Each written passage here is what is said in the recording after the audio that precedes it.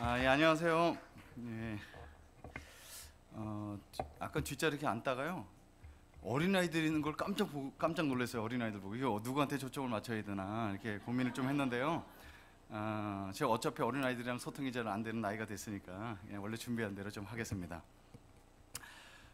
저는 이제 그 청년들이랑 설교를 하다 보니까 이제 입을 열어서 설교하다 보면 깜빡 보면 2시간 이렇게 설교하고 그랬어요. 근데 목사님께서 40분을 넘으면은 총을 맞을지 모른다고 이렇게 해주셨고, 아무튼 40분에 맞춰도록 해보도록 하겠습니다.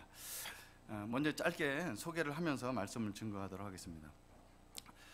저는 이제 교회랑은 전혀 관계가 없는 환경에서 자라게 됐습니다. 어머님이 스님이셨습니다.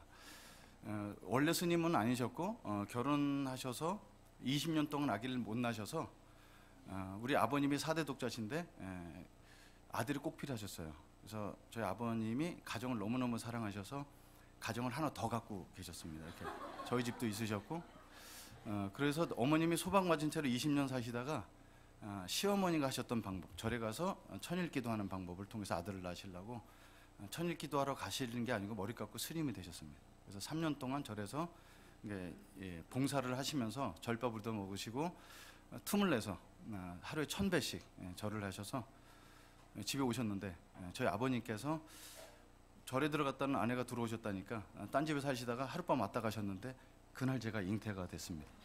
그래서 이 땅에 태어나게 됐습니다. 저희 어머님이 뭐라고 그러셨겠어요? 늘 너는 부처님의 아들이다 이렇게 하셔서 5살 때부터 불경을 외우면서 자라서 초등학교 들어갈 때 이제 감사하다고 한 500배, 그 다음에 이제 뭐 초등학교 졸업할 때 1000배, 중학교 때 2000배, 그리고 이제 고등학교 졸업할 때 3000배를 공양을 했습니다. 절 3000배 하는 거 쉬웠다고 생각하면 별로 감동을 안 받으시죠? 새벽 3시에 일어나서 찬물로 목욕을 3개 하고 새벽 4시부터 절을 하기 시작해서 밤 9시 반까지 하는 겁니다. 그냥 이렇게 3배 이렇게 하는 것이 아니고 우주에 온 기운을 모아서 가슴에 모아서 엎드려서 머리를 조아리고 손을 벌려서 하늘의 복을 받아서 이걸 쓸어 담아서 가슴에 쏘를 올려서 1배 이렇게 하는 겁니다. 1000배까지는 머리가 좋은 사람은 세는데 1000배 넘어가면 몇 배 했는지 쉬질 못해서 옆에서 대나무 조각을 갖고서 이렇게 세줍니다. 그리고 1000배 넘어가면은 내가 절을 하는지 땅에 올라오는지 헷갈립니다. 그리고 3000배 끝나면 복근이 생깁니다. 그래서 가끔 우리 애들이 아빠 예수 믿는 거 이렇게 힘들어, 뭐 이렇게 교회 나가야지. 그럼 불교로 가봐. 부처님 만나려면 3000배를 해야 돼. 그러니까 이게 손 모아서 바로 예수님 만날 수 있다는 종교가 얼마나 행복한 종교인지 애들은 너무 모르는 거죠. 그래서 이제 그런 배경 속에서 있다가 이 얘기를 하면 이제 이것만 하면 끝나게 되기 때문에요. 아무튼 어쩌다 이렇게 대학을 가게 됐습니다. 왜냐하면 제가 제 아버지 역할을 대신해 줬던 형님을 만나게 됐어요. 아버지가 안 계시니까요. 집에 거의 안 들어오시니까 아랫집에 살던 형이 저한테 남자의 세계를 다 알려주셨습니다. 그래서 술과 담배와 본드와 당구 이런 거 다 배우고 그랬었는데, 그 형이 그렇게 논팽이 같은 형이 이제 우리 목사님께서 나오는 한양대학교 전기공학과 합격하는 걸 보고 충격을 받아서 논팽이도 공부하면 대학 갈 수 있다는 희망을 갖고 2년 동안 그 형이 앉았던 독서실 그 자리에 풍수지리서를 믿었기 때문에 거기가 명당이라고 생각해서 그 자리에, 그다음 교회를 전혀 안 다녔으니까요, 그 자리에 앉아서 그 형이 입었던 거룩한 교련복을 입고 2년 동안 열심히 공부해갖고 깨달은 게 IQ가 다르구나 이런 걸 깨닫게 됩니다. 그래서 한양대 전기공학과를 전혀 못 가고요, 재수까지 해서 전기공학 찾아갔던 게 명지대학교였습니다. 그 65명 모집하는데 걔가 기도가 부족했는지 미달이 됐어야 되는데 67명이 모집되는 바람에 2명이 떨어져야 되는데 제가 안 떨어지려고 또 가서 300배 절하고 500원 들고 가갖고 명지대학교 땅에 묻고 3배를 하고 들어왔는데 기도 응답이 돼서 합격을 하게 됐습니다. 근데 명지대학교를 갔는데 그 학교는 미션 스쿨이었습니다. 목사님이 나와서 예배를 인도하는데 할렐루야 목소리가 이러셨어요. 이 학교 오신 여러분 환영합니다. 이 학교가 미션 스쿨인 거 알고 오셨죠? 전 몰랐습니다. 그래서 이게 막 가슴이 뛰면서 이 학교를 다녀야 되나 말아야 되나 고민하는데 제가 별 수 없죠. 그래서 부처님께 기도하면서 제 믿음은 지켜달라고 기도를 했습니다. 근데 여러분, 사람이 너무 재밌는 사실이 거기에 갔는데 애정 결핍을 잘했던 사람 있잖아요. 늘 관심 써주고 이런 기독교에 휘말리게 돼서 여름 수련회를 가자고 꼬셨어요. 누가요? 거기 10,000명의 학생들이 모인다고, 5,000명은 여학생일 것이라는 확신을 갖고 하나는 걸리겠지. 그래서 어머니한테 며느리감 데리고 온다고 12,000원을 갖고 수련회 이제 술 담배 다 넣고 놀러 갔다가 거기서 예수님을 만납니다. 네, 그걸 이제 말씀드리면 너무 힘든데요. 모든 사람은 죄인이라는 처음 들어본 그 메시지가 확 무너졌습니다. 확 무너졌습니다. 저처럼 깨끗하게 사는 사람 어디 있어요? 아버지가 그렇게 했는데도 격길로 안 나고 뭐 본드 좀 했지만, 그래서 이제 그렇게 살고 있다가 거기서 예수님을 만나서요. 여름방학 때서부터 예수님 만난 그 다음서부터 이렇게 쉽게 구원받는 길이 있다는 게 너무 복음이었어요. 그래서 막 옆에만 앉았다면 전도하고, 그래서 뭐 얼마나 전도를 많이 했는지, 그 명지대학교 졸업할 때 4년 동안 신앙생활 가장 열심히 한 사람들이 상을 줍니다. 그걸 제가 받으러 나갔어요. 상상을 해보세요. 집에 학교 2학기 들어올 때 장로님 아들, 목사님 아들 얼마나 많았겠어요? 스님 아들이 나와서 그걸 받는 거예요. 그래서 그걸 받으면서 하나님, 제가 이걸 왜 받아야 됩니까? 그러니까 이 사람이 이렇게 180도 바뀌었다는 사건이 저 같은 경우에 임하게 된 거예요. 저는 세상에서 가장 쉬운 게 성경에 있는 것이었어요. 왜냐하면 불경은 모르면서 외웠거든요. 정구업주는 수리수리 만수리 수수리 사바 오방내 지금도 외워요. 이게 5살 때 외운 거라서. 목사가 불경을 외우면 불경스러우니까 끊었습니다만, 뜻도 모르는 걸 외워서 복을 받으려 하는데, 성경은 하나님이 태초에 천지를 창조하시는 한국말로 돼 있잖아요. 이렇게 쉬운 게 없어요. 그래서 아침에 7시에 일어나 성경 읽다 보면 오후 5시에 11시간 동안 읽는 거예요, 성경을. 그래서 얘가 예수 믿은 지 1년 동안에 성경을 10독을 했어요. 너무 재밌어갖고. 그래서 이제 장로님 아들한테 넌 몇 번 읽었냐 했더니 한 번도 안 읽었다는 거예요. 그래서 내가 너무 많이 읽는구나. 그래서 끊었습니다. 네. 네, 그런 배경이 있다는. 그러니까 이 너무 종교에 열심히 있던 사람이 교회에 오니까 교회에서는 하는 행동과 하나님께 나가는 건 너무너무 쉬운 길이었다는 거예요. 이렇게 우리 언어로 다 막 번역해줬고, 이것도 어려울까 보다 쉬운 말 성경에 있고, 이런 종교가 세상에 있어요. 그냥 손만 모으면 만나주시지. 사실상 우리가 뭐 예수님 믿는 게 어렵다고 하지만 안 믿는 입장에서 마음껏 놀다가 오면은 여기가 수요일날 나와야 돼, 주일날 나와야 돼, 그렇지만 영적인 일에 관심 있어 노력하는 사람은 예수님 믿는 것만큼 쉬운 일이 없어요. 우리가 구원받기 위해서 할 일이 하나도 없잖아요. 그냥 믿기만 하면 되는데, 그죠? 이제 그렇게 만났습니다. 그러고 나서 이제 30년을 지금까지 이제 살아오게 됐는데요. 오늘 주제는 예수님 만난 주제라기보다는 이제 세대 차이에 되는 거예요. 다음 세대 된 거니까요. 제가 예수님 믿고 나서 대학교 졸업할 때, 제가 있던 학교에 뭔가를 이렇게 만들어줄 게 없는가 해갖고, 제가 전기공학과니까 100만 원을 모금을 해갖고요, 음악 선교단을 만들어줬어요. 앰프 제 전기공학과 직접 만들어갖고, 크기는 굉장히 크게 만들었는데 속은 되게 부실한데, 보기 앰프 이렇게 다 네페로 깎고 락카 뿌려고, 멀리서 보면 그렇던데 안에는 되게 부실하지만 소리는 잘 났어요. 왜냐하면 조립해서 만들었기 때문에. 그래서 그 음악 선교단을 만들어 테이프를 만들고요, 제작을 하고. 옛날입니다. 동남아 순회 공연도 했어요. 그러니까 제가 그 경배 찬양이라 얼마나 좋겠어요. 근데 선교사 생활 14년을 마치고 한국 땅에 들어왔는데, 보다시피 조금 전에 찬양도 따라 부를 수 있는 곡이 없는 거예요. 얼마나 많이 바뀌었는지. 오늘 저녁에 힐송이라는 찬양팀이 와서 했는데, 제가 싱가포르에서 그 팀을 처음 봤는데, 서서 부르는 것까지 이해가요. 손 들고 찬양하는 거 이해가는데 주먹 쥐고 막 빙빙 돌면서 하는데 저는 이게 안 되더라고요. 그러니까 그 찬양 집회 가서 가장 먼저 느꼈던 것은 세대 차이를 느꼈어요. 야, 이렇게 찬양 드리는 박자도 바뀌고 이렇게 바뀌는가. 어떤 분이 지금 시대를 3가지 세대로 나눴더라고요. 이 대한민국이란 땅에 너무 급변하게 변하고 있기 때문에 할 수 없이 이 세대가 3세대가 보인다는 거예요. 우리 아이들이 선교지에서 14년 동안 살다가 한국 땅에 와서 청소년 시절을 막 끝내고 보내는데, 여러분 한국 땅에 사는 게 뭐가 제일 어려운 줄 아세요? 난 교육도 어렵고 어려운 줄 알았는데요. 우리 애들이 뭐라 하냐면 한국 땅에 살기 싫어요. 왜? 그랬더니 대한민국 아줌마들 때문에.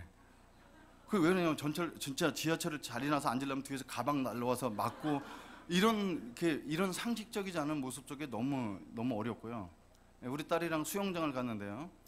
수영장에서 안 나오는 거예요. 너무 밖에서. 그래서 왜 이렇게 늦게 나오냐 그랬더니, 그 수영장 끝난 다음에 드라이 하려고 이렇게 서 있잖아요. 그 남자는 헤어 드라이가 3개예요. 뭐 빨리 짧으니까 빨리 마르고 나오는데, 여자분들은 길잖아요. 드라이가 5개가 있는데, 헤어 드라이가 줄 서 있는데, 우리 아이 순서가 됐는데 이렇게 다 말리고서 저 뒤에는 아는 아줌마 불러서 세우는 거예요, 이렇게. 그러니까 이 아이들이 가서 이 어른들 세계 너무너무 싫은 거죠. 그래서 이런 현상이나 나타나는 걸 보고, 왜 나이 드신 분들이 왜 그런 행동을 하는가, 이거를 서바이벌 세대라고 한다는 거예요. 서바이벌 세대. 그러니까 그 당시는 내가 내 것을 챙겨 먹지 못하면 굶었던 경험이 있던 세대는 지금 있을 때 일단 선점을 해놓는 세대인 거죠. 그러니까 이거를 다음 세대들 이해하기 되게 어려운 거죠. 그래서 서바이벌 세대. 그리고 이제 지금 이제 중년 되시는 분들 40대 초중반, 30대 후반 이런 분들은 이제 아이덴티티 세대라고 합니다. 부모님 세대랑은 다르고 다음 세대랑 너무 격차가 느껴서 나는 누구인가. 그래서 계속 이런 아이덴티티 세대라고 얘기하고, 이제 지금 세대는 욜로 세대라고 하죠. 내일 일은 날 몰라요. 오늘 먹고 쓰고, 직장 다니면 다닐수록 빚이 늘어나는, 그죠? 우리 교회 청년들도 보니까 직장 번듯한 다니면서 월급이 많지는 않지만 220만 원 좀 많은데요. 그럼 지금 220 정도는 괜찮은데 직장 생활 2년 만에 빚이 2,500만 원이에요. 그래서 어떻게 됐냐 했더니 다이어트 식품 사 먹냐고. 이게 우리가 볼 땐 너무 행동이 이해하지 않는데, 조그만 월급이 있지만 1년에 한 번 정도는 외국, 하다못해 일본이라도 갔다 오고, 일본 못 가면 제주도라도 한번 갔다 와야 되고, 하던 건 다 해야 되고 그런 거죠. 우리 청년들도 6년째 연애하는 청년이 있어요. 결혼해라 그랬더니 돈이 있어야죠. 근데 여러분, 제가 그 친구들이랑 페이스북 친구잖아요. 뒷조사를 해봅니다. 친구니까 보면은 6년째 연애한 동안 만나서 커플 신발 사시나, 커플 핸드폰 케이스에 영어란 영화 나와, 커플 티셔츠 입고, 그래서 걔네들이 계산 안 하는 걸 제가 대신 계산해 줬어요. 한 번 데이트할 때 얼마 드는지 평균 5만 5천 원 정도 들더라고요. 보니까 일주일에 2번 정도 만나서 6년 결혼했어요. 돈이 없어서 결혼 못하는 게 아니고 그 돈 절약했으면 이미 전세금이 나오죠. 그러니까 지금 그거를 어른이 이렇게 얘기하면은 꼰대가 되는 겁니다. 그러니까 지금 즐기지 못할 거 미래에서 투자하지 못하는 욜로 세대, 이렇게 구분해 놨더라고요.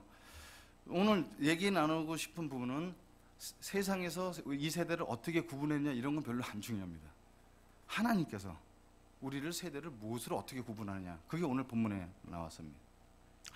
오늘 이제 사사기 2장 10절에 보면은 그 세대의 사람도 다 조상들에게 돌아갔고 그 후에 일어난 다른 세대는 여호와를 알지 못하며 여호와께서 이스라엘을 위하여 행하신 일도 알지 못하였더라, 이렇게 되어 있습니다. 그래서 성경은 세대 차이를 나이로 구분하지 않습니다.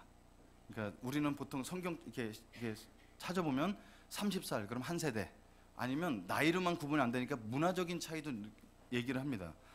우리 가족이 마블 시리즈가 나와서 이제 인피니티 원을 보러 갔는데 제 아내 때문에 너무 힘든 거죠. 저거 왜 그래? 저거 조용히 좀 계세요. 저거 왜 그래? 조용히 좀 계세요. 전 그 소리 안 들으려고요 2시간 공부하고 갔어요. 그 인피니티 원이라는 영화를 보려면 16개의 캐릭터를 알고 가야 되기 때문에 2시간 성경 공부하듯이 보고 갔기 때문에 이해가 되는 거예요. 요즘 영화는 그렇게 아이들이 볼 때 그냥 감각적으로 이해해서 보는 거랑 너무너무 다른 거죠. 근데 그거를 문화적인 차이로 나눌 수도 있어요. 근데 성경은 문화적인 차이가 세대 차이가 아니고 나이 차이가 세대 차이가 아니고 딱 기준하는 거죠. 여호와 하나님을 체험하고 먹고 마시고 맛본 그 세대, 아니면 여호와를 그냥 듣긴 들었지만 나의 하나님으로 전혀 관계없는 다른 세대로 이렇게 구분한다는 사실입니다. 그래서 여호수아와 함께했던 그 사람들은 그 세대 사람, 대 제너레이션이라고 되어 있는데, 그 세대 사람들은 무슨 특징이냐, 하나님이 주셨던 것, 하나님이 함께 하시고 이스라엘을 얼마나 사랑하시고 하나님이 얼마나 강력하게 살아계시는 것을, 이건 누구한테 설명 듣고 설교 들을 필요가 없어. 너무 체험했기 때문에. 그래서 그 세대 사람들은 끝까지 하나님을 붙여쫓아갔던 세대였고, 그 사람들로부터 들었던 다음 세대는 하나님이 이러셨던 분이더라, 아무리 들었던 세대들은 다른 세대라고 해서 우리가 알고 있는 것처럼 여호수아서는 계속해서 승리의 이야기를 담고 있지만, 오늘 보면 사사기는 다른 세대가 주인공이기 때문에 계속 여호와를 배신하고 바알을 섬기고 여호와를 배신하고 이거를 반복해서 430년 동안 암흑기를 보여줍니다. 하나님을 경험하지 못한 다른 세대는 아무리 듣고 성경 공부를 했어도 자기 하나님을 경험하지 못한 사람은 암흑기를 살게 되는 것을 사사기가 보여줍니다. 어쩌면 이 대한민국 땅에 살고 있는 우리는 지난 130년 동안에 벌써 이제 20-30년 동안 지났습니다만, 옛날 우리 목사님들 간증 들어보면 천막으로 시작해서 상가로 들어갔다 상가로 들어가서 건축을 했다, 지금 여기 2만 명 교회가 돼 1만 몇천 명 됐다, 이런 간증들이 되게 많았는데, 지금은 기독교는 그런 기독교가 아니죠. 계속 교회가 개척되는 숫자보다 문 닫는 숫자가 더 많은 것을, 이런 것을 본 다음 세대 사람들과 우리가 공존해 있지 않나, 이런 생각을 좀 가져봅니다. 그래서 오늘 이 본문을 통해서 묵상해 보면서, 그럼 우리가 지금 여기도 이제 똑같이 나이와 상관없이 하나님을 먹고 마시고 경험해봤던 세대, 나와서 이 자리에서 저희 교회는 조그만 교회다 보니까 제가 이제 설교를 덜 하려고 좀 깨를 해요. 그리고 집사님들 설교를 시킵니다. 그럼 집사님들은 3개월 전에 말씀해 주셔야지만 설교를 맡으세요. 3개월 내내 성령 충만하신 거예요. 그리고 설교 끝난 다음에 매주마다 설교하신 목사님 너무 존경합니다. 제가 이 소리 듣고 싶어서 이제 3개월마다 이제 설교를 시키는데, 이분들을 들어보면요, 이게 설교 시간이 너무 짧아요. 본문 짧고 그동안 만났던 하나님에 대한 얘기를 하는데, 야, 이 정말 먼 데서 이 개척교회 그냥 나오시는 게 아니구나, 이런 게 느낄 정도로 다 하나님을 먹고 마신 경험들이 다 있죠. 이제 그게 어떤 개척교회나 이런 데서 이제 갖고 있는 장점이자 좋은 점인데, 분명해요. 하나님이 어떤 분이신지. 성경 공부해서 단다식으로 알았거나 교리적으로 안 것이 아니고, 이 하나님 말씀 갖고 막 살아봤던 경험들과 바닥을 쳐서 거기서 만났던 하나님과 삶과 죽음에서 수없이 경험해왔던 하나님이 간증 속에 막 눈물과 함께 막 터져 나옵니다. 야, 저분은 내가 솔직히 성경 공부 해줄 필요가 없구나. 저분은 내가 강의 설교를 좀 더 잘한다고 그 말씀 듣고 잘할 뿐이 아니고 이미 하나님을 먹고 마셔서. 근데 제가 청소년 집회 가보면 끌려온 애들, 듣고 싶지 않은 사람들한테 말씀 가르치는 것만큼 힘든 게 없거든요. 그래서 이 지금 교회 안에는 이렇게 여러분 이 자리에 앉아 있지만 여기는 나이와 상관없이 그 세대와 다른 세대가 있다는 거예요. 듣고 그냥 알았던 사람들, 그 하나님 먹고 마셨던 사람들.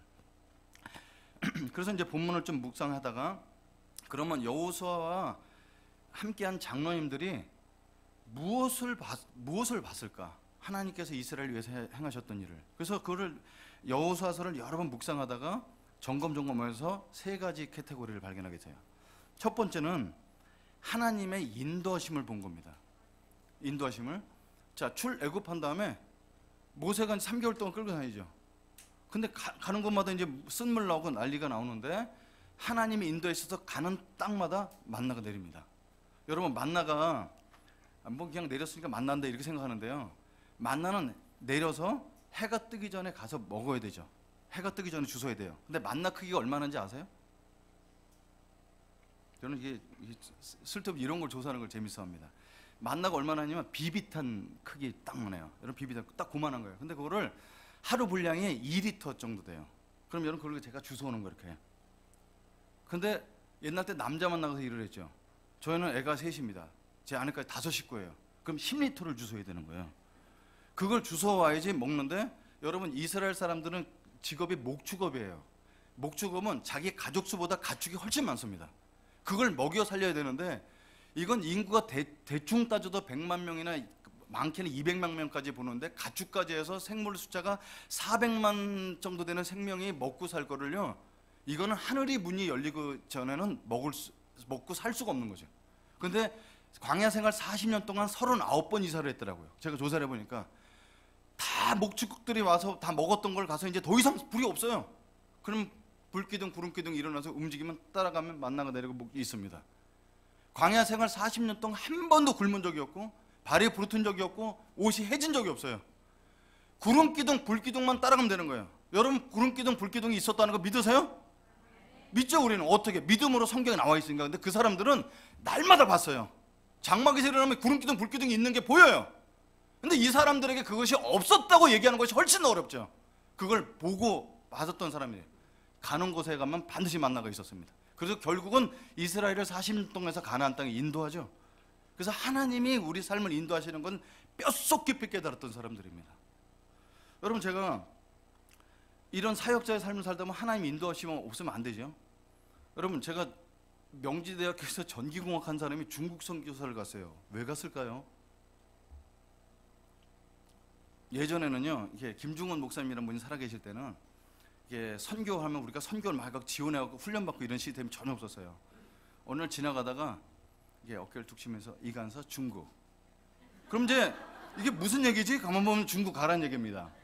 그러니까 예전에는 발령을 그런 식으로 했어요. 이렇게 대전, 울산 한 번도 가본 적 없는 데 가서 가는 거예요. 그래서 CCC 간사가 될 때는 이사 갈 준비, 설교하다 죽을 준비, 그다음에 굶어 죽을 준비, 뭐 몇 가지를 준비하는 게 있어요. 그것만 하면 간사가 됐어요. 그래서 이제 집에 가서 이제 아내한테 중국 가야 된다고 얘기했는데, 제 아내는 4대째 믿는 집안이 저랑 굉장히 다르거든요. 이게 저는 연년생 셋을 낳았는데 막내가 이제 젖을 먹고 있었어요. 이게 100일이 안 돼서, 여보, 우리 중국 가라는데 어떡할까? 가야지. 딱 5초도 안 돼서 결정돼 중국으로 가게 됩니다. 그래서 이제 그건 부르시면 분명히 위에서 가라니까. 근데 문제는요, 13년 동안 사역하다가 한국에서 좀 들어오라고 해요. 이제 김중원 목사님 시대가 가고 이제 다음 세대가 왔잖아요. 그때는 신사적이죠. 자네가 이렇게 들어와서 한국 캠퍼스를 좀 맡아줄 수 있겠나. 근데 그때 되면 고민됩니다. 왜 아이들이 외국에서 청소년 됐으니까 한국 땅에 들어오기가 어렵잖아요. 갈등하죠. 근데 여러분, 이런 거 기도해 보면 뻔해요. 그러니까 순종해야 된다는 마음이 오죠. 자녀 교육도 자녀 교육이지만. 그래서 중국 땅에 제가 캠퍼스를 개척을 여러 개 해놨는데 딴 건 다 좋아요. 애들 뭐 중국 친구들한테 제 리더십을 넘겨주면 중국 친구들이 저보다 얼마나 잘하겠어요. 뭐 중국말로 하고 중국 사람이니까 저보다 더 건강하고 더 젊고 그거 다 주는데 하나 어려운 게 있어요. 뭐냐면 사역 방향이나 사역 기술을 알려주는 건 너무 쉬운데 이 선교라는 게 돈이 없으면 안 되거든요. 그래서 캠퍼스를 개척해 놓은 것과 사무실 운영하려면 1년에 4천만 원 이제 5천만 원을 모금해야 되는데 이 중국 친구들은 자기 생활비에 10만 원을 모금을 못 해요. 그러니까 1년에 4천만 원에서 5천만 원을 어떻게 모금하겠어요? 제가 한국에 와서 설교하고 다니다 모금해서 1년 살고 그랬는데 그래서 하나님께 계속 기도했어요. 하나님, 이거 하나님이 저를 한국 땅에 부르신다면 이 재정에 대한 부담감과 이 선교지가 계속 살 수 있도록 하나님 자유함을 달라고 계속 기도했는데 하나님께서 지혜를 주시는 거예요. 야, 중국에 보면 한인교회가 많은데 한인교회가 후원을 할 수 있도록 하면 되지 않겠냐. 그렇지, 중국 땅에 있는 한인교회들이 중국에 대한 선교를 얼마나 부담을 갖고 있겠어요. 그래서 잘 됐다 싶어서 저희 도시에서 2시간 떨어진 도시가 한국 사람이 많이 사는 도시가 있는데 조사를 해보니까 큰 교회가 하나 있어서 제가 중국에서는 제가 선교사라는 걸 10여 년 동안 한 번도 밝힌 적이 없는데 할수록 전화를 해서 공중전화 전화해서 저 아무개 선교사입니다. 목사님을 만나서 꼭 긴히 드릴 말씀이 있으니까 좀 만나줄 수 있겠습니까? 그랬더니 비서되시는 집사님께서 만나주신다고 2시에 오시라고 목요일 날. 그래서 1시부터 가서 계속 기다렸습니다. 근데 1시 반쯤 되니까 너무 오래 기다리신다고 들어오시라고. 그래서 이제 설교 강의니까 사역 소개하는 거 다 준비하고 이제 긴장돼서 당회장 목사님 교회가 굉장히 큰 교회니까 똑똑 그리고 딱 들어갔는데요. 그 목사님 제가 아는 분이에요. 그 어렸을 때 저한테 술 담배 본드 가르쳐준 그분이 거기 당회장 목사님이신 거예요. 서로 보고서 너무너무 깜짝 놀랐어요. 이게 잘못 본 거 아닌가. 한참을 서서 어떻게 혹시 그 형 신당동 그 형 왔다는 거예요. 둘이 앉아서는요 사형 얘기가 필요 없어. 어떻게 먹고 살았어? 그 교회에서 아직도 후원해 주십니다. 여러분 그 동네에서 그 신당동 산동네에서 맨날 이렇게 본드 까고 앉았다가 나중에 우리 20년 뒤에는 교회 멋지게 중국 선교사를 만나. 이게 안 되죠. 그래서 그날 그분 만나고 오셔서 아주 교회에서 만장일치로 이 귀한 중국 사역은 다 후원하기로 만장일치로 결정하는 거 보고 오는데, 이야, 이게 하나님이 너무 무섭기도 하고 너무 놀라운 거죠. 야, 이게 돌아가는 게 뜻이구나. 이 사역은 내 사역이 아니구나. 확실히 내려놓게 됐습니다. 그러니까 저는 이게 선교사로 산다는 것의 가장 축복은 이런 것 같아요. 도저히 길이 아닌 것 같은데 가보면 하나님께서 반드시 인도하신다는 거죠. 저는 이런 간증만 하면 밤새입니다. 그러니까 이스라엘 사람들이 자녀들한테 하고 싶은 얘기 너무 많은 거죠. 하나님이 이렇게 인도하셨고 이렇게 하나님이 인도하는 건 틀림없는 답이 있어. 이거를 막 불을 쏟고 얘기하죠. 근데 듣는 사람은 자기가 체험해보지 못하면 모릅니다. 그래서 첫 번째 이스라엘 사람들이 가장 체험했던 것은 하나님의 인도하심을 반드시 받다는 거예요. 두 번째는 이 사람들을, 그 세대 사람들을 표현할 때 뭐라고 표현하고 있냐면 전쟁을 아는 세대, 모르는 세대로 나옵니다. 3장에 보면 다른 세대는 여호와의 전쟁을 알지 못한 세대다 이렇게 표현합니다. 여러분, 이스라엘 사람들은 전쟁하는 사람들 아니죠. 목축하는 사람들이에요. 40년 동안 돌아다니다가 가나안 땅에 가서 전쟁을 해야 되는 거예요. 여기는 오합지졸이죠. 여러분 그 40년 동안 무슨 군사훈련을 받았겠어요? 그 광야에서 태어난 아이들이. 그래서 그래도 군사훈련 좀 받아 가는데 거기는 자기 땅을 목숨 들여서 사수하겠다는 정예군대 기다려요. 근데 여러분 우리가 아시죠? 여리고성 어떻게 무너져? 그냥 칼과 창으로 무너진 게 아니고 여호와의 방법으로 무너지는 걸 배우게 됩니다. 아이성에 갔더니 너무 쉬운 성이었는데 범죄를 함으로 성에서 실패를 하죠. 그래서 이 사람들은 성공도 해보고 실패도 하면서 전쟁은 여호와 손에 달렸구나 하는 걸 깨닫게 됩니다. 광야에 나서 전쟁을 하는데 저쪽은 정예군대가 있고 여기는 오합지졸이 나가서 전쟁을 하러 가는데 이길 확률이 거의 없죠. 여러분, 제가 이걸 조사를 해보니까요, 이 시대가 청동시대 끝물이에요. 그러니까 여호수아와 함께했던 백성들이 갖고 있던 칼이나 이 창은 청동칼, 청동시대입니다. 근데 가나안 땅은 과학에 발달해서 철기문화예요. 철병거를 갖고 있어요. 지금 얘기하면 6.25 전쟁 때 탱크를 갖고 밀고 내려올 때 우리가 소총을 사서 막을 수 없었던 거예요.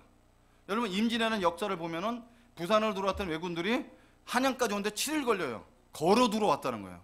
아니, 왜 우리는 전쟁을 한 번도 못했지? 일본은 조총을 갖고 있었어요. 그 조총은, 이 조총이라는 단어가 없어서 사람을 가리키면 죽는 막대기라고 불렀어요. 막대기인데 사람 가리키면 죽으니까. 이 시대가, 전쟁의 시대가, 이게 과학의 차이가 벌어지면 전쟁이 안 되는 거죠.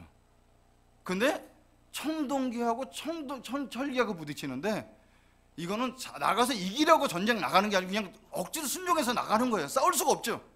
근데 나갔더니 하늘에서 우박이 떨어지는데 상대방만 맞춥니다. 너무 기가 막히게. 하늘에서 이 머리통만한 우박 떨어지는데 어떻게 그 사람들만 맞춰요? 그래서 혼비 맥상 안에 있는 사람들 칼로다가 목을 베어오죠. 그리고 이들이 하나님께 외칩니다. 싸울 날을 위하여 마병을 예비하거니와 이김은 여호와께 있습니다. 그렇게 얘기하는 거예요. 전쟁을 하러 갈 때 준비를 하고 갑니다. 청동칼이지만, 근데 이거는 우리가 준비할 뿐이고 우린 최선을 다해서 준비하지만 이김은 여호와께 있구나. 이걸 아주 뼛속 깊이 느끼죠. 이런 사람들은 하나님을 떠날 수가 없습니다. 오늘 잠깐 여기 목사님이랑 같이 교제를 나눠도 제가 너무너무 많이 배웠습니다. 사실 저는 이제 목회 시작한 지 3년밖에 안 됐고 목사님 선배님이라서 너무 많이 배웠어요. 그러니까 선배님한테 듣는다는 자체가 얼마나 놀랍고 좋은 교훈이 있는지 모릅니다. 그 세대 사람들이 이 전쟁이 우리 것이 아니다. 목사님이 이 목회는 우리 것이 아니다. 이런 메시지 전해 주셨어요.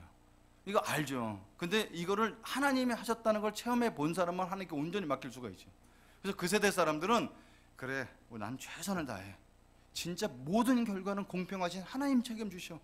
그렇기 때문에 그렇게 아둥바둥하지 않고 믿음을 갖고 살 수 있었던 그 세대 사람들이었다는 사실입니다. 이 사람들이 또 한 가지 본 것이 있는데요. 세 번째인데요. 이것이 가장 중요하지 않았나 이런 생각 가져봅니다. 여러분, 제가 예수님을 믿고 4년 동안 그렇게 열심히 살았어요.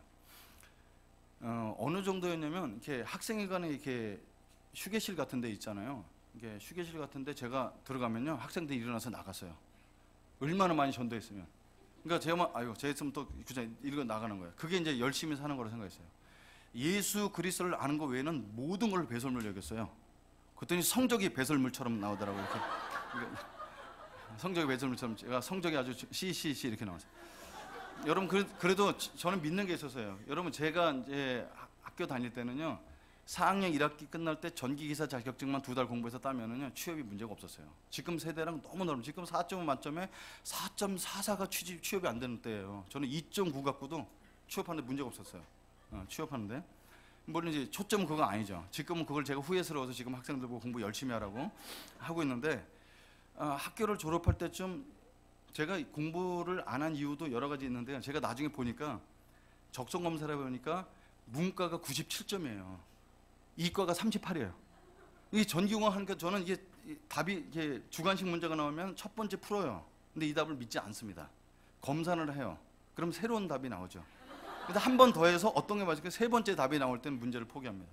이게 이제 이 공대가 너무 안 돼. 길 못 찾고 사람을 외고 논리적이지 않고 이런 사람이 그 형이 전기공학 했다는 거로 전기공학 따라갔다가 죽을 뻔을 한 거예요. 졸업했다는 게 너무 기적일 정도로 졸업을 했어요. 그런데 성경 공부라고 학생들이 많아지고 이렇게 하면서 나한테 하나님 말씀을 참 독특하게 봐서 말씀을 감동 있게 전한다는 은사가 있다는 걸 알게 됐어요. 학생들은 성경 공부하면 딴 사람 그렇게 전도를 해도 안 믿는데 내가 가서 예수 믿는 거예요. 그래서 사람들이 그렇게 믿어서 따라오고 막 이렇게 소그룹을 시작하다 보면 한 명 시작했다 7, 8명 되고 여기 10몇 명씩 되고 이런 게 있어. 그래서 하나님 이런 특별한 은사다. 그래서 주변에서 CC 간사가 됐으면 좋겠다고 계속 고민을 하는 거예요. 그래서 아니다. 그래서 CC 간사님을 보내달라고 계속 기도했어요. 우리는 그 용인 지역에는 그 당시 용인이 용인시가 아니고 용인읍이었어요. 그래서 계속 기도를 해서 본부에 가서 CC 간사님 좀 한번 보내달라고 그랬더니 쭉 보더니 읍 단위에는 간사님을 보낼 수가 없다는 거예요. 그래서 이게 막 너무 박탈감 느껴서 계속 하나님께 보내달라고 기도했죠. 그러니까 이런 기도는 하나님 응답하시죠. 네가 해라 이렇게 응답해주죠. 그래서 이거를 어떻게 해야 될까 고민하는데, 자, 아버님은 대학교 1학년 때 돌아가셨고 어머니 한 분은 당뇨병이시고 이제 약간 이게 어려우세요. 그래서 이제 저만 기다리고 계신데, 졸업할 날만 기다리고 계신데, 간사를 한다는 사실은 내가 시시 간사님 집에 가보니까 결혼생활 2년대가 됐는데도 라면 박스에다 속옷 이런 거 넣고 사요. 장롱 살 돈이 없어서 한 달에 월급이 5만 원도 안 되는 거예요. 그것도 후원 받아서. 야, 내가 저 돈을 벌어갖고 어머니 당뇨 약도 못 구하겠구나 고민이 한참 됐지만, 그래도 주변 사람들 권면도 있고 하나님 감동이 있어서 용기를 무릅쓰고 반보살님이시는 우리 어머니에게, 어머니, 제가 드릴 말씀이 있습니다. 제가 평생 전도하는 전도자의 삶을 살고자 하는데 어떻게 생각하세요? 아무 소리 안 하시더라고요. 그 나가서 소주 3병을 사갖고 오셨어요. 그 앉은 자리에서 까시는 거예요. 이렇게 술을 안 드시는 분인데, 너가 그걸 하려고 지금까지 대학생활을 그 짓을 했냐?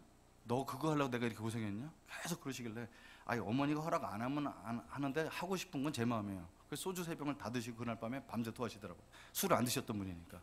그 다음날 정신 들어오시더니 또 너 그거 할래? 그래서 어머님이 허락해 주시면 하실래요? 그랬더니 아직도 정신을 못 차리네. 소주 3병을 드시는데 3병 다 못 드시고 의식이 없어지시더라고요. 이렇게. 그리고 또 토하시고, 셋째 날 또 그러시는데, 셋째 날 토하시는데 먹은 게 없잖아요. 요강에 이렇게 토하시는데 빨간 물이 나오는 거예요. 우리 저희 어머님이 3년을 1000배씩 하면서 지냈던 분이니까 얼마나 독하신 분이겠어요. 피를 토하시도록 제가 그걸 반대하시는 거예요. 그래서 알았어요 어머니, 안 할게. 아유 이거 걱정 마시라. 어머니 다 하시고 어머니 돌아가시고 그래도 내가 할 말 없어 하겠다. 걱정 마시라고 이제 안 하기로. 대신에 교회 다니는 건 말리지 마시라고. 그리고 이제 종교 전쟁이 끝났어요.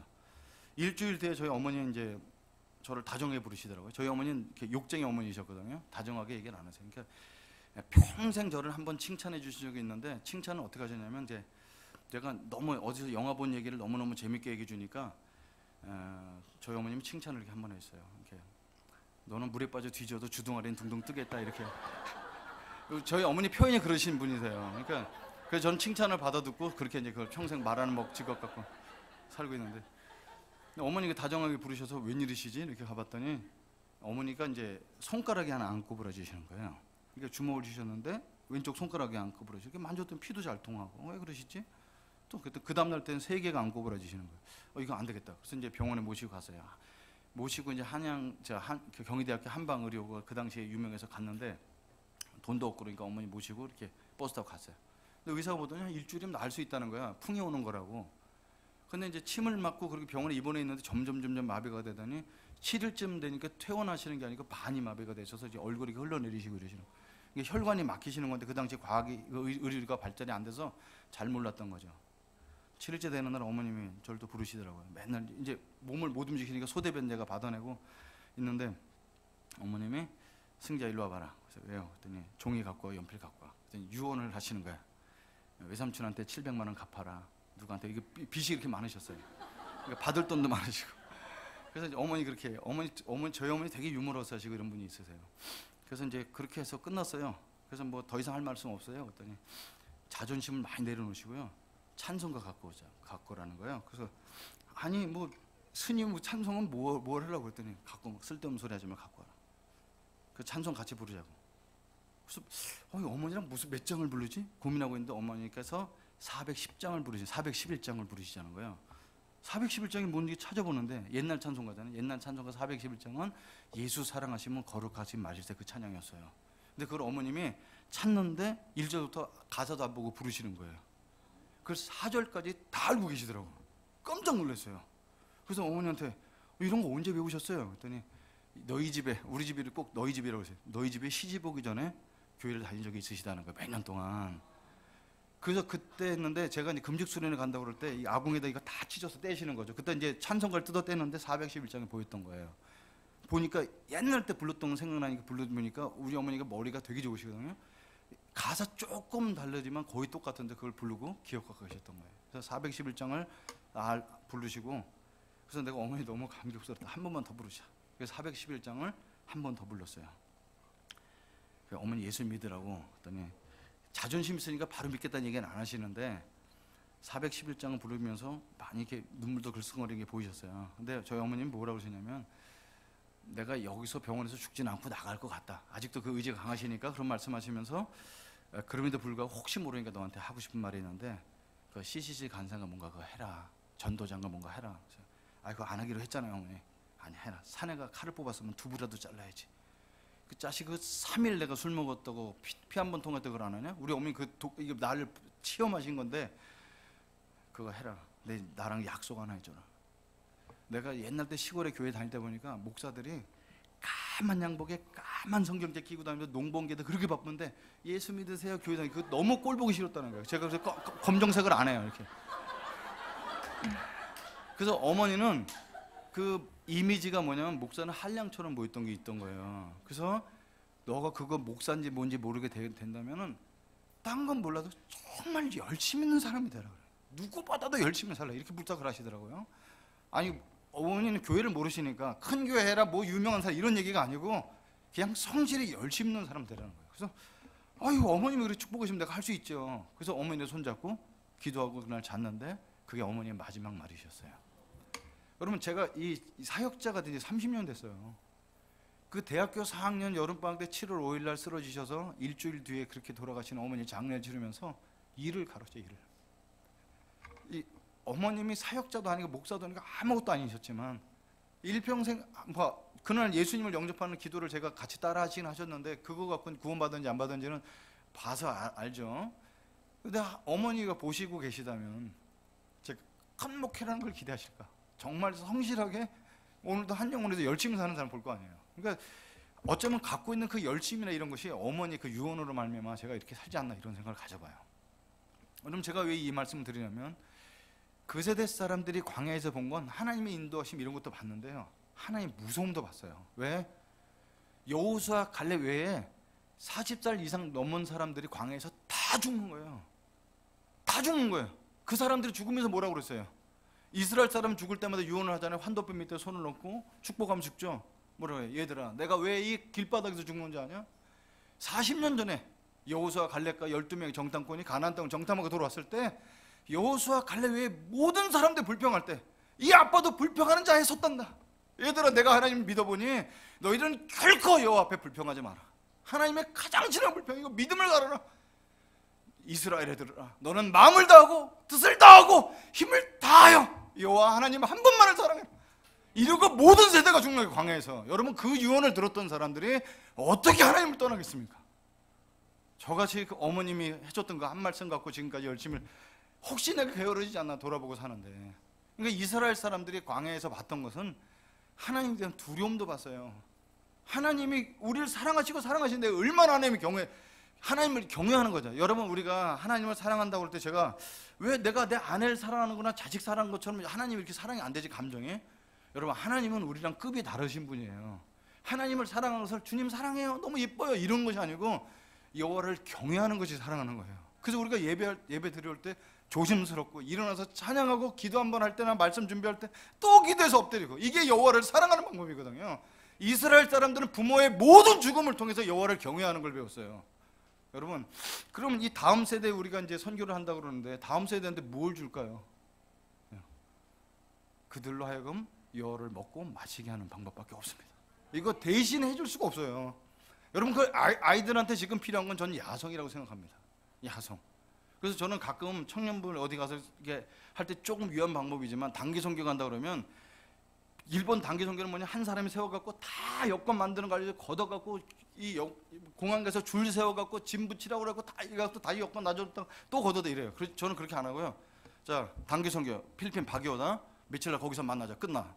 그러면 여권 자기가 만들어 봐야 돼. 가서 공연해야 돼. 비행기표 끊어봐야 돼. 그러고 오면 훨씬 많이 외워요. 근데 우리는 그 청년들 혹시 한 명 잊어버릴까 봐 너무 어렵죠. 그러니까 사실은 이게 좀 위험스럽긴 하지만 우리가 실패를 경험해봤던 것을 마음껏 했던 것을 다음 세대에 물려주지 않으면 부모가 대신해주면 절대로 될 수 없다 이런 생각을 좀 가져봅니다. 저는 이 목사님께 부탁을 받았어요. 다음 세대와 좀 소통하는 것에 대해서 좀 나눠달래서 남은 한 몇 분 정도 다음 세대 생각하면서 제가 생각한 3가지 포인트가 있습니다. 아주 짧게만 말씀드릴게요. 첫 번째는 조금 전에 말씀드린 것처럼 우리가 실패를 경험했던 것처럼 다음 세대에겐 실패할 경험을 반드시 기회를 줘야 된다 이런 생각 가져봅니다. 여러분 제가 제 아내랑 연애해서 결혼생활 받으러 갔는데 장인어른이 너무 화를 내시는 거예요. 자네 직업이 뭔가 시시간사입니다. 월급이 얼마인가 한 10만 원 됩니다. 부모님 뭐 하시나 다 돌아가셨으면 나가! 이러시더라고. 그래서 아버님 저 믿음 있습니다. 믿음 나도 있어 나가! 얼마나 상처가 되느냐. 아니 이 사람 왜 이렇게 믿음이 없어. 이게 믿음이 좋은 사이가 왔는데. 근데 제가 이제 제 딸이 내년이면 결혼할 것 같은데요. 이 사위될 애를 데리고 왔는데 너무 형편없는 거예요. 자네 직업이 뭔가 찾고 있습니다. 나가! 저도 그러고 싶었어요. 근데 저 자신을 돌아보니까 저는 그 친구보다 훨씬 더 준비도 안 된 상태로 결혼생활 받으러 왔던 거예요. 무대뽀로. 그래서 이제 걔를 불러다 놓고 우리 딸 보고 나가 있으라고 그러고 둘이 이제 얘기를 했죠. 얘기를 하면서 혼날 줄 알고 뭐 아무튼 그랬죠. 얘가 이게 이제 군대를 눈앞에 두고 있는 애가 사귀러 온 거예요. 취업도 안 된 애가. 그래서 내 얘기를 해주면서 나는 결혼 승낙 받을 때 너만도 못했었어. 지금 자기 아버지보다 저를 더 존경합니다. 관계를 이렇게 맺어놔야지 나중에 써먹죠.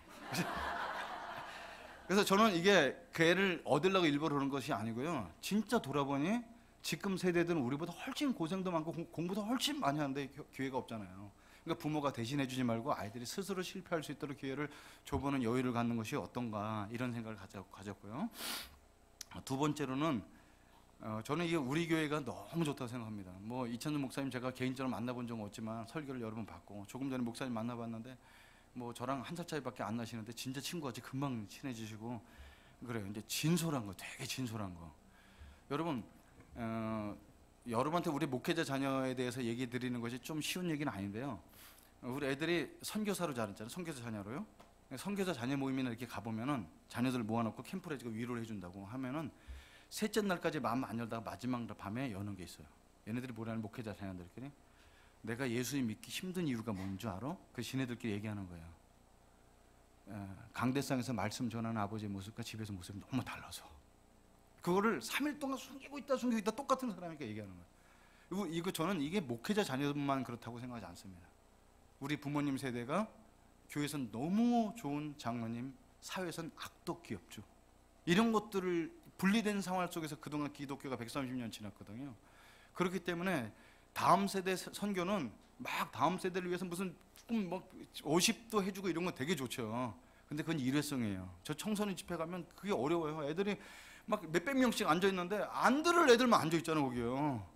안 들을, 아예 너 말 안 듣겠다 그러고 앉아 있어요. 얼마나 힘들어요. 근데 저는 청소년 집회 가서 걔네들 마음 알거든요.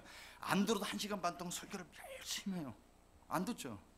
근데 끝날 때 이 시간에 예수 그리스도를 마음에 받아들이고 새 인생을 살고 싶은 사람 앞으로 나오시기 바랍니다.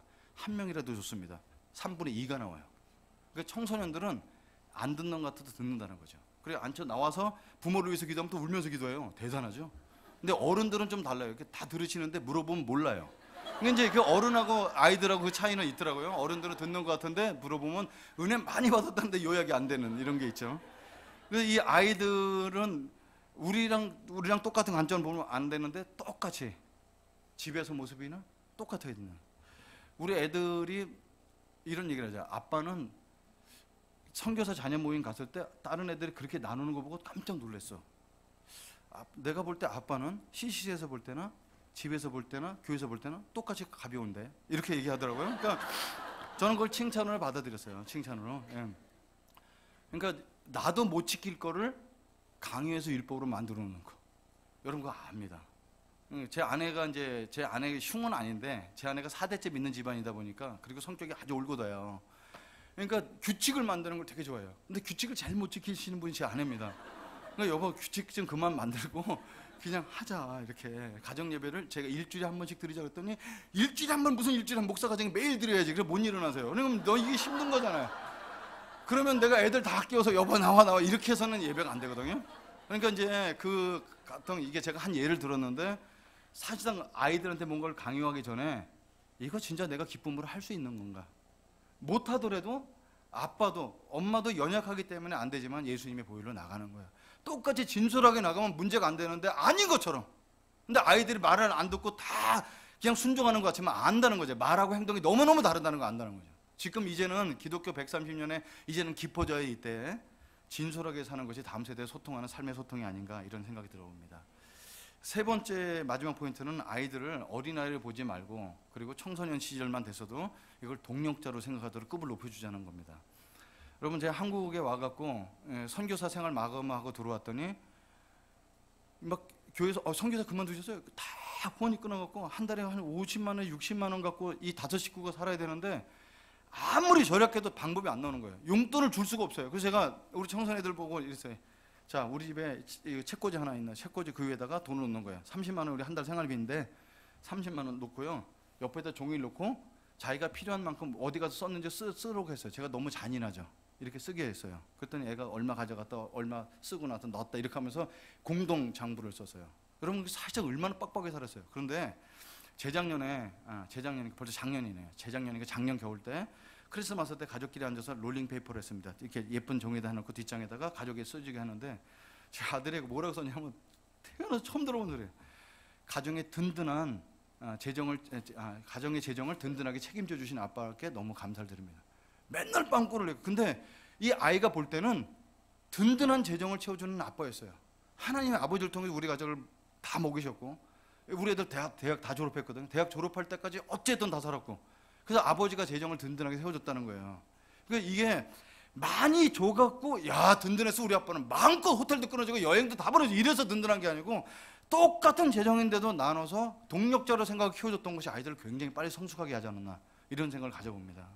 여러분, 다음 세대는 멀리 있지 않고 우리가 하나님 앞에 진솔하게 살고 똑같이 동력자로 대하면서 있는 어려움 없는 어려움 그대로 나누면서 하나님과 같이 경험하면 다음 세대가 일어나지 않을까, 이런 생각 가져봅니다. 저는 말씀 마무리해서 여러분, 이 교회가 딴 것으로 소문 나도 좋겠죠. 말씀이 좋은 교회, 서로 사랑하는 교회, 가족 같은 교회가 아니고 가족인 교회, 그럴 수 있죠. 근데 저는 이 교회가 이번 이런 다음 세대 소통하는 거, 다음 세대 선교를 통해서 세대 차이가 없는, 어린아이부터 어른까지 모두가 다 하나님 먹고 마시고 경험하는 세대가 되기를 간절히 축원합니다. 기도하겠습니다.